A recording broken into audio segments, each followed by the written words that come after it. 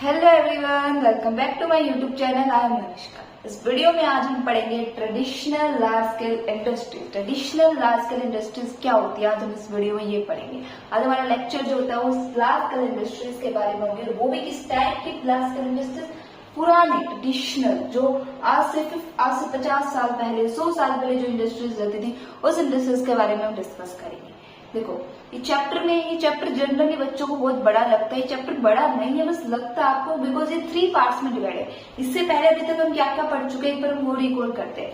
इस चैप्टर को आपको 3 पार्ट्स में डिवाइड कर दो। जो पहला पार्ट था वहां हमने पढ़ा था कि इंडस्ट्रीज होती क्या है, सेकेंडरी एक्टिविटी क्या होती है वो पढ़ा, कैरेक्टरिस्टिक्स पढ़ा हमने इंडस्ट्रीज का, क्या क्या फैक्टर्स होते हैं जो इंडस्ट्रीज को इफेक्ट करते थे।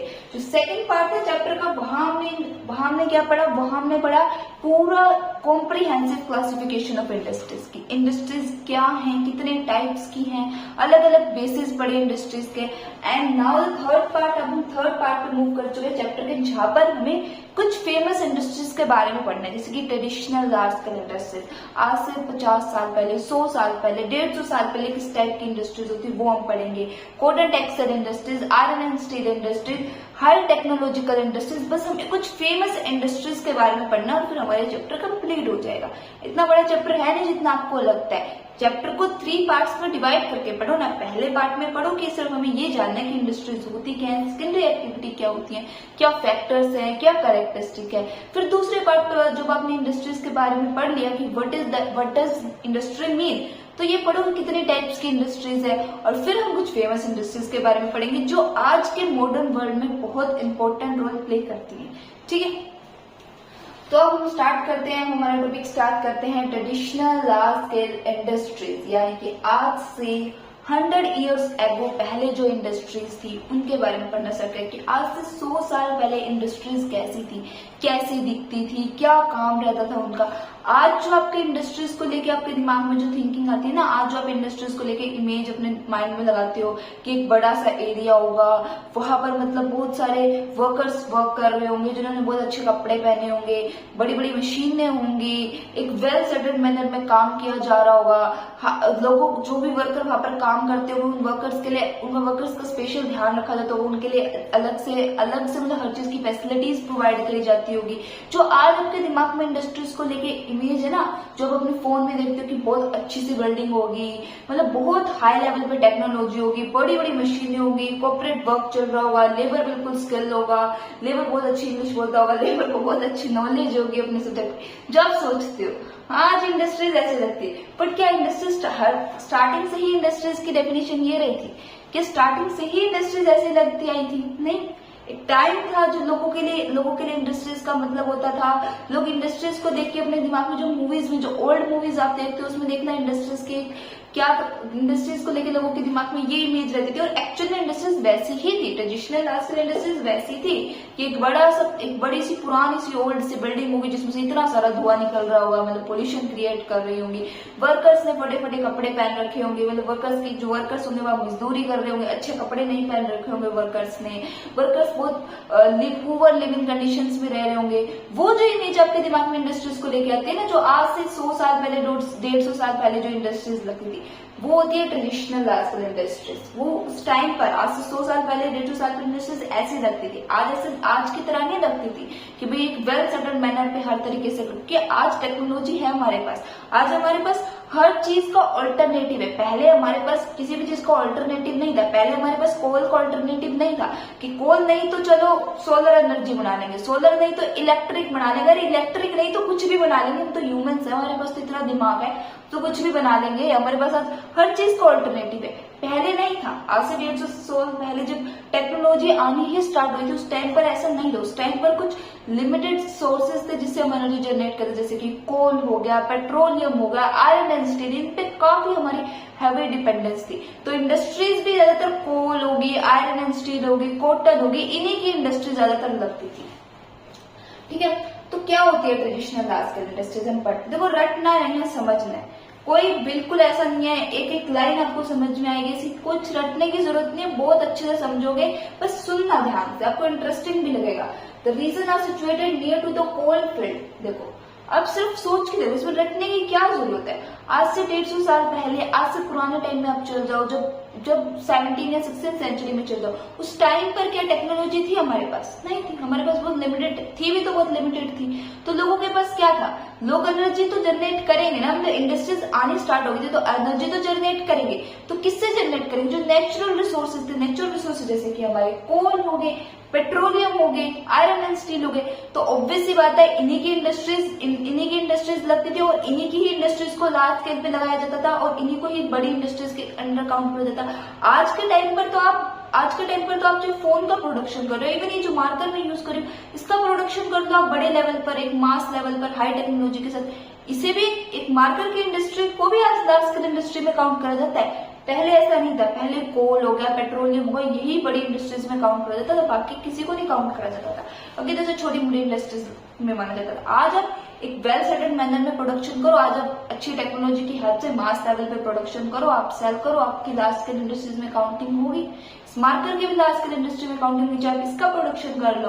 बस डिफरेंस इज दैट कि पहले लोगों के पास लिमिटेड रिसोर्सेज थे, उन लिमिटेड रिसोर्सेज को जो भी यूज करके जो भी एनर्जी जनरेट करता था, जो भी प्रोडक्शन जनरेट होता, उसी को बोला जाता था कि इन्होंने तो बड़े लेवल पे इंडस्ट्रीज लगाई। और वो इंडस्ट्रीज जो बहुत हाई लेवल पे पोल्यूशन क्रिएट करती थी, जहां पर वर्कर एक मजदूर की तरह काम करते थे, एक स्किल लेबर काम नहीं करता था। किसी को भी उठा लिया, आओ आप भी हमारे साथ काम कर लो, किसी को भी उठा के काम करवा लेते थे।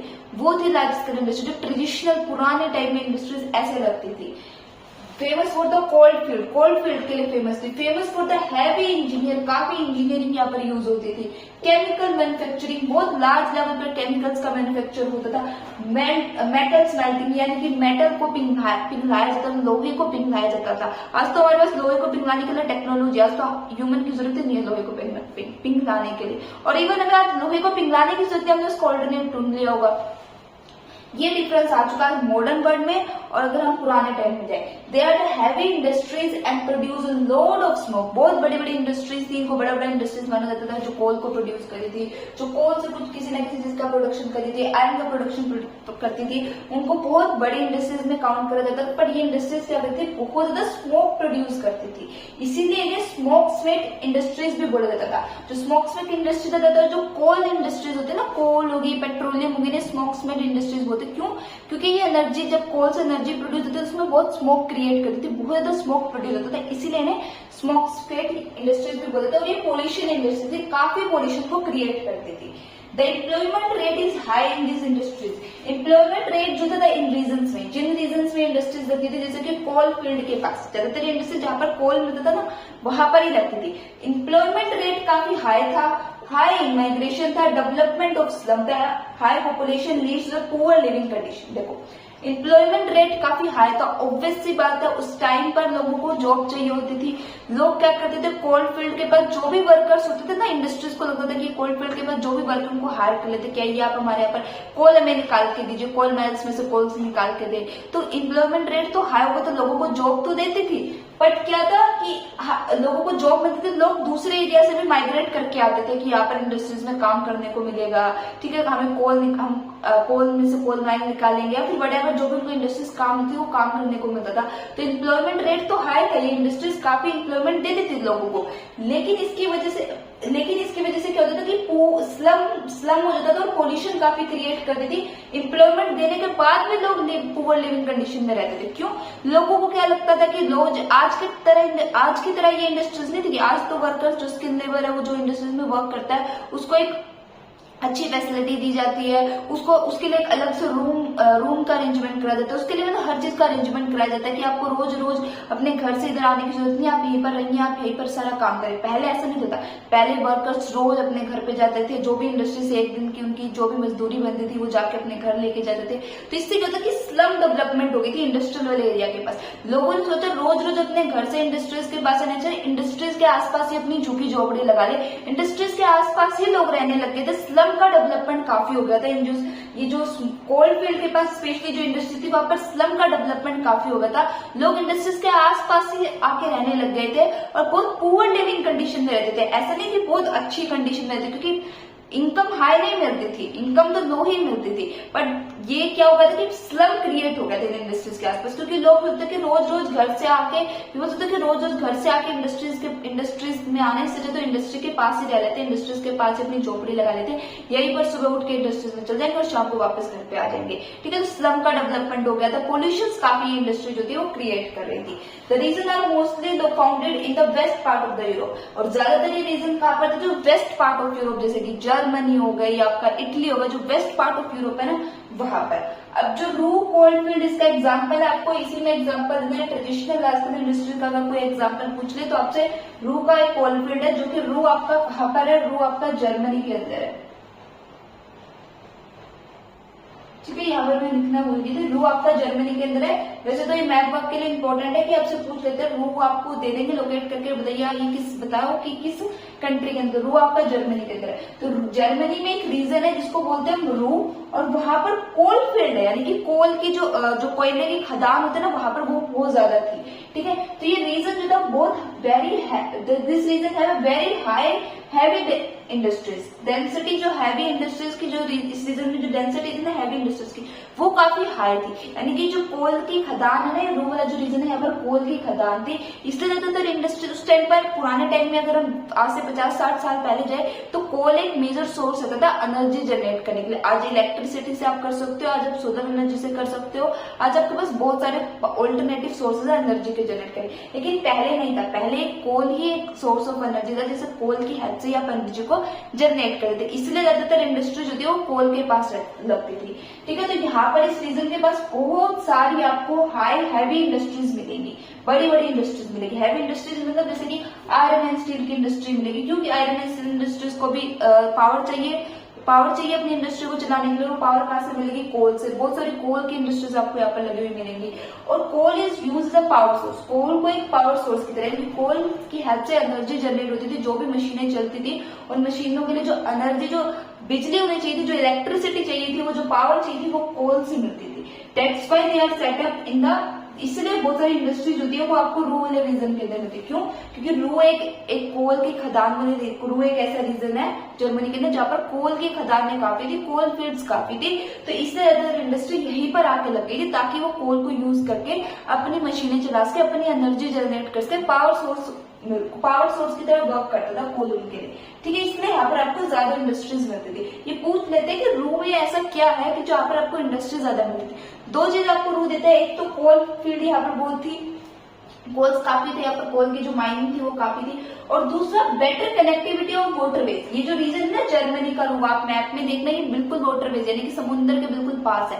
उस टाइम पर, पुराने टाइम में जो ट्रेड था, आज भी ट्रेड तो आपका वाटरवेज के थ्रू होता है, बट आज आपके पास एयरवेज का है। आज आप एयरवेज के भी थ्रू, यानी कि जो आज आप एयर के थ्रू भी, एयरवेज के भी थ्रू अपना ट्रेड कर सकते हो। पर पुराने टाइम में आपका ज्यादातर जो मोड ऑफ ट्रांसपोर्टेशन था वो किसका रहता था, वाटरवेज का रहता। लोग पानी के थ्रू ही ट्रेड करते थे, जो मोड ऑफ ट्रांसपोर्टेशन ज्यादातर वाटरवेज रहता है, यानी कि पानी के थ्रू ही लोग जो थे वो ट्रेड करते थे। तो एक तो रू रीजन आपको कोल के पास मिल गया, यहाँ पर कोल आपको मिल जाता था, और दूसरा बिल्कुल पानी के पास था, यानी कि ट्रांसपोर्टेशन कॉस्ट तो खत्म ही होगी, बिल्कुल ही वाटरवेज के पास है, यानी कि जो भी आपने प्रोडक्शन करा उस प्रोडक्शन को इजिली आप समुद्र के थ्रू जहां पर भी आपको ट्रेड करना था वो कर सकते थे, सेल कर सकते थे, जो कि इस प्लेस को ज्यादा सुटेबल बना देता था। तो पूछ सकते हैं 2 नंबर में क्वेश्चन की रू जो रीजन है जर्मनी का, वहां पर आपको ज्यादा इंडस्ट्रीज क्यों देखने को मिलती है, व्हाट इज द रीजन की इतनी ज्यादा हाई डेंसिटी में हैवी इंडस्ट्रीज वहां क्यों मिलती है। तो आपके पास 2 नंबर में पूछेगा, 2 नंबर में 2 पॉइंट्स है आपके पास लिखने के लिए। एक तो रटना है, देखो सिंपल सी बात है, रू एक ऐसा रीजन है जहाँ कोल ज्यादा है, और जहाँ कोल होगा, क्योंकि पहले कोल ही एक मेजर सोर्स ऑफ एनर्जी था, तो इंडस्ट्रीज वहीं पर लगेंगे। इंडस्ट्रीज को एनर्जी तो चाहिए, इलेक्ट्रिसिटी तो चाहिए ना, अपनी मशीनों को जनरेट करने के लिए, मशीनों को चलाने के लिए पावर तो चाहिए, और पावर कहाँ से मिलती थी, कोल से, इसलिए ज्यादातर इंडस्ट्रीज बाहर लगती थी। और दूसरा वो रीजन पानी के पास था, तो उनकी ट्रेड जो ट्रांसपोर्टेशन कॉस्ट थी वो बच जाती थी। ट्रेड जो भी वो प्रोडक्शन करते थे वो ट्रेड इजिली वाटरवेज के थ्रू कर लेते थे। उन्हें कहीं डिफरेंट एरिया में जाके या फिर किसी दूर एरिया में जाके, कोई अलग एरिया में जाके अपना जो भी प्रोडक्शन है वाटरवेज के थ्रू पहुंचाने की जरूरत थी। बिल्कुल पानी के पास तो रीजन था, जो भी प्रोडक्शन करा वो इजिली वाटरवेज के थ्रू ट्रेड कर दिया। जहां पर उनको प्रोडक्शन सेल करना था वो ट्रेड कर दिया फॉरेन मार्केट में, इसलिए उनका प्रोडक्शन ट्रेड हो जाता था पानी के थ्रू, वाटरवेज के थ्रू। ठीक है, तो now it is lost important, but आज इसने इम्पोर्टेंस लॉस्ट कर दी। क्यों? आज कोल की इतनी इम्पोर्टेंस क्यों नहीं है? बिकॉज आज हमारे पास अल्टरनेटिव सोर्स ऑफ एनर्जी है। आज हम सिर्फ कोल पे डिपेंड नहीं है अपनी एनर्जी जनरेट करने के लिए। आज हमारे पास इलेक्ट्रिसिटी है, इलेक्ट्रिक मशीनें आ चुकी है हमारे पास, हम वाटरवेज के थ्रू, पानी के थ्रू हम अपनी एनर्जी जनरेट कर सकते हैं। बहुत सारी मशीनें आ गई, टेक्नोलॉजी आ गई, आर्टिफिशियल सोर्स ऑफ एनर्जी बना ली हमने। हम कोल पे ही पूरी तरीके से डिपेंडेंट नहीं कि हमें पावर मिलेगी तो वो कोल से मिलेगी। आज हमारे पास बहुत सारे अल्टरनेटिव ऑप्शंस है पावर के लिए, बिकॉज हमें पता है कि कोल एक नेचुरल रिसोर्सेज है, एक ऐसा नेचुरल रिसोर्सेज है जो कभी भी खत्म हो सकता है। जो खत्म हो जाएगा तो दोबारा बनने में उसको मिलियंस ऑफ ईयर लग जाएंगे, यानी कि एक ऐसा एनर्जी रिसोर्स है जो एक बार अगर फिनिश हो गया, पूरी तरीके से खत्म हो गया, तो उसको बनने में तो थाउजेंड्स ऑफ ईयर्स लग जाएंगे। और इतने टाइम तक जो भी जनरेशन रहेगी ह्यूमन पॉपुलेशन की, वो एनर्जी कहाँ से लाएगी। लोगों को समझ में आ गया कि भाई नहीं, हमें अल्टरनेटिव से ढूंढने पड़ेंगे। हम कोल पे पूरी तरीके से डिपेंड नहीं रह सकते, और कोल माइंस भी लिमिटेड है, हर जगह नहीं है। हर एरिया के अंदर कोल माइंस थर्ड ही मिलती है आपको। अब अगर हम इंडिया की बात करें, इंडिया में भी आपके ज्यादातर जो वेस्टर्न, जो नॉर्थ ईस्ट वाला एरिया, वहां आपको कोल माइंस ज्यादा मिलती है, जैसे कि रानीगंज, वेस्ट बंगाल, यहाँ ज्यादा मिलती है आपको। हर एरिया में कोल माइंस थोड़ी मिलती है, पर इलेक्ट्रिसिटी आप हर एरिया में जनरेट कर सकते हो with the help of water. ठीक है, सन की रेज पावर, सोलर एनर्जी आप हर एरिया में ले सकते हो, आप अपने घर में भी ले सकते हो। घर में लगाओ सोलर पावर प्लांट और सन से जो भी एनर्जी आती है उसके अपने घर में इलेक्ट्रिसिटी चलाओ। सन एक ऐसा सोर्स ऑफ एनर्जी जो आपको एक तो कभी खत्म नहीं होगा और हर एरिया में हर जगह अवेलेबल है, हर जगह आपको मिल जाएगा। ठीक है, now the industries are found in automatically and education institution. आज इंडस्ट्रीज ऑटोमेटिक है, आज इंडस्ट्रीज को वर्कर भी नहीं चाहिए। आज इंडस्ट्रीज कह रही कि मशीन्स भी नहीं चाहिए हमें, सॉरी आज हमें वर्कर भी नहीं चाहिए कि भाई आओ हमारे पास वर्कर भी हायर करने की जरूरत नहीं। आज हमारे पास मशीन आ गई, वर्कर, मशीनों ने ह्यूमन की नीड को एलिमिनेट कर दिया। हमें नहीं चाहिए ह्यूमंस, अगर हमारे पास नहीं है लेबर, हमें लेबर का काम करना पड़ेगा। लेबर के रिलेटेड जो भी काम रहता था, जैसे जो भी बड़े जो काम रहता था लेबर रिलेटेड, आज वो मशीनें कर दी थी। मशीनें ने तो लेबर्स की नीड बिल्कुल ही खत्म कर दी। इवन आज हमने ऐसी मशीनें बना दी जिसमें डाटा भी खुद ही फीड होता था, बस हमें डाटा फीड करना है और वो मशीनें आपका सारा काम करके देगी। टेक्नोलॉजी इस लेवल पे आज हमारे पास है कि वो आपको सब कुछ करके देगी, आप बस उसमें डाटा फील्ड करो, आपको पूरा प्रोडक्शन बना के देगी। तो ह्यूमंस की तो नीड ही नहीं है, ऑटोमेटिक मशीनें आ चुकी हैं। एजुकेशन इंस्टीट्यूशंस पे ज्यादा फोकस करें। आज टाइम के साथ साथ बहुत लेवल पर इंडस्ट्रीज बढ़ गई। एक टाइम था जब लोगों के लिए इंडस्ट्रीज की डेफिनेशन रहती थी कि coal, iron and steel, coal and the food and textile, जैसे तीन तरह के इंडस्ट्रीज के नाम लोग जानते थे। या तो कोल, एक इंडस्ट्री जहां पर कोल बनता हुआ, कोल से एनर्जी जनरेट होती, एक इंडस्ट्री जहां पर कॉटन बनती होगी, एक इंडस्ट्री जहां आयरन एंड स्टील बनता है। वैसे तीन तरह के इंडस्ट्रीज के ही, ये तीन तरह की इंडस्ट्रीज ही लोग जानते थे। इसके अलावा इंडस्ट्रीज की लोगों को इंडस्ट्रीज का मतलब ही नहीं पता था, लोग नहीं समझे। आज ऐसा टाइम आया कि आपके पास हर तरह की इंडस्ट्रीज है। आज आपके पास फोन की इंडस्ट्रीज है, मार्कस की इंडस्ट्रीज है, आपके पास हर तरह की इंडस्ट्रीज है आपके पास। आज सिर्फ इंडस्ट्रीज आपके कोल की तरह, पेट्रोलियम के through, iron and steel, cotton, यहाँ तक लिमिटेड नहीं रह चुके। आज वाइड लेवल पे आपके पास इंडस्ट्रीज है। आज आपके पास टेक्नोलॉजी के लिए अलग से इंडस्ट्रीज है, हर तरह की इंडस्ट्रीज है हमारे पास। तो इंडस्ट्रीज ने कहीं ना कहीं ह्यूमन की नीड तो एलिमिनेट कर ही दी है। लोगों को समझ में आने लग गया कि भाई कोल से क्या होगा, कोल के ऑप्शंस निकाल लिए लोगों ने। लोगों को जब पता चला कि कोल तो खत्म हो जाएगा और दोबारा बनने में टाइम लगेगा, तो उसके ऑप्शंस निकाल दिए। चलो ठीक है, कोल नहीं तो सूरज नहीं तो वाटर नहीं तो कुछ और ले लेंगे, पर ऑप्शन निकाल लिए अपने, हर तरह के ऑप्शंस निकाल लिए। तो इसकी वजह से इसकी इंपॉर्टेंस होती है। आज स्लो वाला रीजन है ना, इसकी इतनी इंपॉर्टेंस भी नहीं है। पहले इसको बहुत फ्लरिश रीजन था, मतलब बहुत अमीर लोग यहाँ रहते थे और अमीरों वाला रीजन माना जाता था। आज इतनी इंपॉर्टेंस नहीं है। आज आप ट्रेड कहीं से भी कर लो, अगर आप आज आप ट्रेड एयरवेज के भी थ्रू कर सकते हो। पहले तो आपके पास ये जरूरत बन गई थी कि ट्रेड करना है तो पानी के थ्रू करना है। हाँ मानती हूँ, आज भी 80% ट्रेड आपका वाटरवेज के थ्रू होता है, क्योंकि waterways the cheapest mode of transportation, सबसे सस्ता रहता है। बट आज आपके पास ऑप्शंस है, अगर वाटरवेज नहीं तो आप एयरवेज के थ्रू भी ट्रेड कर सकते हो। एयरवेज के थ्रू नहीं तो किसी के भी थ्रू, पर ट्रेड होता है। आज आपके पास ऑप्शंस अवेलेबल है। तो इसीलिए कहीं ना कहीं इंडस्ट्रीज की जो पुरानी इंडस्ट्री थी, जैसे कि आपकी ट्रेडिशनल लार्ज स्केल इंडस्ट्रीज होगी, कोल की इंडस्ट्रीज होगी, कॉटन एंड टेक्सटाइल, इनकी इंपॉर्टेंस कम होती गई बिकॉज हमारे पास हर तरह के ऑप्शंस अवेलेबल होने लगे, हर तरह का ऑल्टरनेटिव अवेलेबल होने लगा। लोगों ने खुद की इंडस्ट्रीज खोलनी स्टार्ट कर दी। लोगों को टेक्नोलॉजी आने के बाद काफी तरीके से इंडस्ट्रीज की इंपॉर्टेंस जो थी वो कम हो गई। ठीक है, इंपॉर्टेंट है कोल, आज भी इंपॉर्टेंट, आज भी कोल एक सोर्स ऑफ एनर्जी की तरह काम करता है, बट अगर आज कोल नहीं तो कुछ और भी चल जाएगा आपके साथ। तो इस तरीके से हो गया।